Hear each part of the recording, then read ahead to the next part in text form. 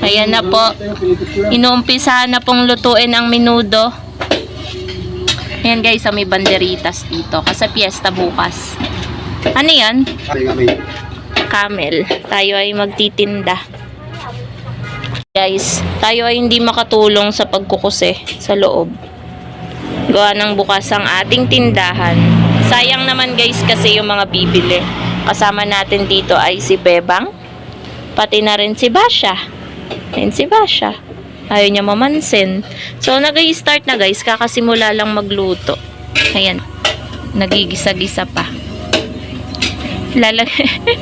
Sunog na yata.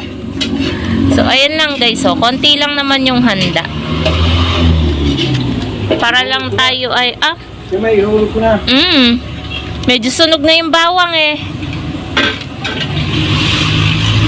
Kaya niya. Ayan ang ating chef. Parang mandami ah. Dinagdagan nyo ba yan, ma? Yeah, parang ang dami.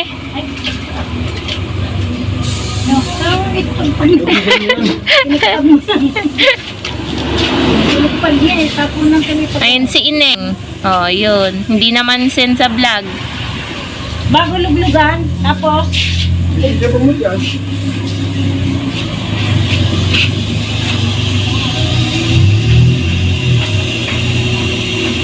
sinasabawan ba yan? Ayun no. Ay, oo. Paikot-ikot tong kotse na to. Yun natatanggal ang ibabaw. Yun, yung kotseng dumaan. Paikot-ikot siya. Naliligaw yata. Baka hinahanap si Ineng. pangit na mo. Oh, Ineng, naka-vlog ka. Naka-vlog ka. Kung tatanda na nun eh. So, yan ang ganap, guys. Ang share ko lang is, ang share ko lang is Yun kay Papa eh. daldal. Yun lang ang share ko. Mabigat yan, Neng. Hindi naman ayaw nyo lang muna pag ganyan. Hayaan nyo lang. Buksan mo nyo. Hahayaan lang ata yung sumubo-subo. Ang galing ng hotdog eh. Pwede yan. Tatang iba hindi na matutulog ko saan pa tayo. Buo pa rin yung hotdog na yan. Eh, ipapainit pa yan bukas eh. Dapat buo pa rin yung bukas natin ng Sila ay nagdidiskusyon parang yung sa ano eh. dahil sa hotdog. Tagaytay, hindi daw nabubulo. Nagdidiskusyon dahil ang hotdog ay isinabay na sa karne.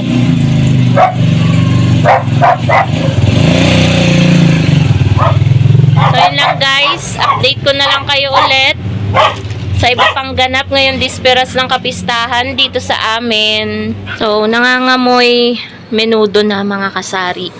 Siguro ay paluto na ang menudo. Ayan o.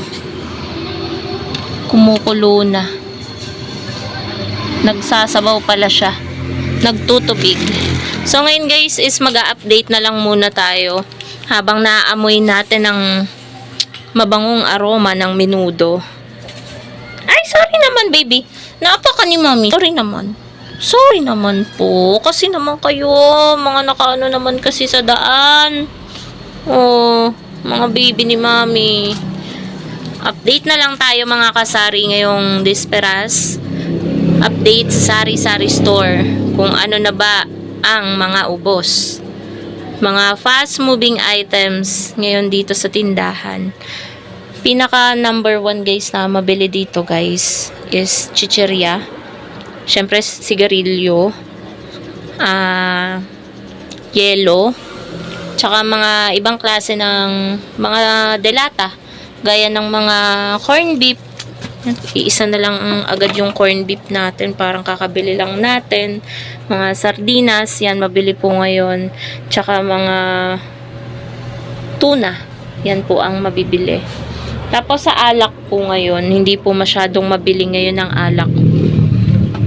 Fast moving din po mga kasari ang mga debote.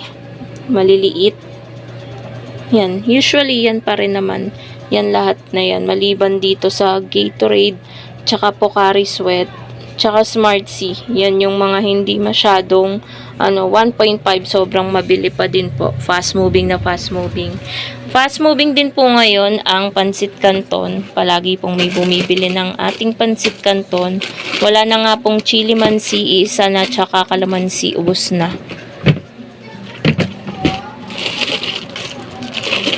Tapos Lucky Me ngayon di po siya mabili ngayon. Fast moving din po mga kasari ang tuyo. Ito na lamang po yung tuyo natin. Kukunti na. Tapos, fast moving din po ang mantika. Buti may mantika pa tayo dito sa baba. Yan.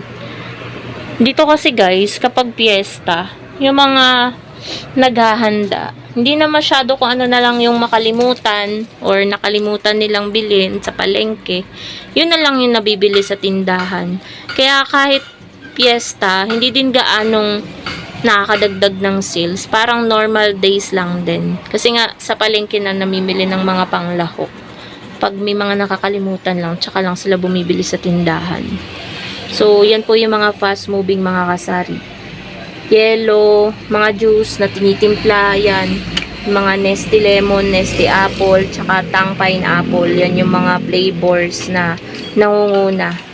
Tapos guys, biskwit laging mabili, laging halos ubos lagi ang mga biskwit. Buti na lang kahapon nung bumili kami ng mga pangrekado ni mother.